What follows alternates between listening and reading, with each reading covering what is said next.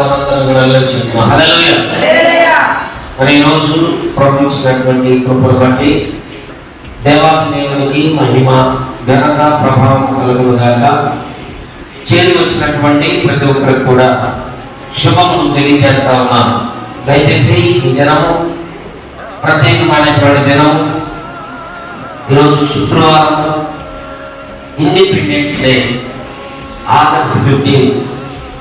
మరి ఈ దినము స్వాతంత్ర్యం వచ్చినటువంటి దినం, స్వాతంత్ర దినోత్సవం అని మనకి తెలియచేయబడతా ఉంది. ఎందుకంటే 1947 ఆగస్టు మరి 15న స్వాతంత్ర్యంగా ప్రకటన చేయడం జరిగింది. స్వాతంత్ర్యం వచ్చిందని అంటే ఆ రోజు ప్రకటన చేశారు కాబట్టి మనకి పబ్లిక్ హాలిడే అనేటువంటిది ఇవ్వడం జరిగింది.